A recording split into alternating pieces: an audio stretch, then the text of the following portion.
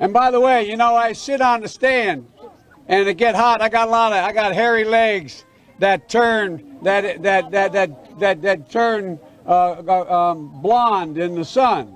And the kids used to come up and reach in the pool and rub my leg down so it was straight, and then watch the hair come back up again. They'd look at it. So I learned about roaches. I learned about kids jumping on my lap. And I've loved kids jumping on my lap. And I tell you what, the men, they're now all men, the guys I work with down here, and they're all guys at the time, they're all good men. Most of them made an awful lot of themselves. And Earl Larkin had a rough time. And some of you knew Earl. I came back as a public defender. I came back to Delaware and I got a fancy job with the oldest law firm in the state. But the city was burning. It was burning down here. And I couldn't do it. So I quit and became a public defender. And the first trial I had, I walked into court as a public defender with another guy named Eddie Sobosinski, a defender. I'd only been admitted to the bar 1 week. And Earl Larkin was in chains around his ankles and on his wrist, and they were chained together, so on a belt. And he said, "Who's going to try the Larkin case?" I just got started. And he was aptly named. His name was Judge Stiftel. And he said, Sobosinski said, "Well, that's my colleague. He just joined the public defender's office." He said, will you in fact defend him?" So she turned to Larkin and said, "He'll defend you." I said, whoa, Your Honor. I know nothing about the case. He said, "I'll give you till tomorrow, but you draw the jury today." And he looked at Larkin and he said, "You mind if he represents you?" And I'll never forget what he said. I learned a lot. He said, and I mean it sincerely. He looked at me and he said, "One hunky's just as bad as any other. I'll take whoever you send me."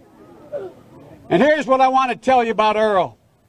Here's what I want to tell you about the neighborhood and the heart. I defended him.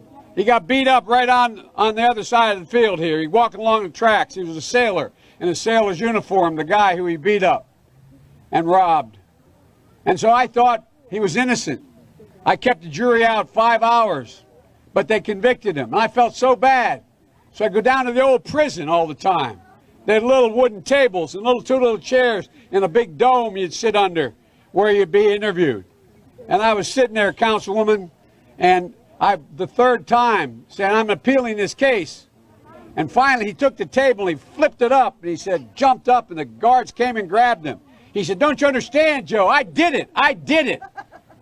But here's the point. He cared about me. This is a man who saw me bleeding because I saw this guy going to jail and I thought he was innocent.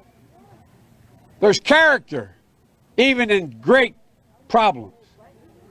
There's so much character in this neighborhood.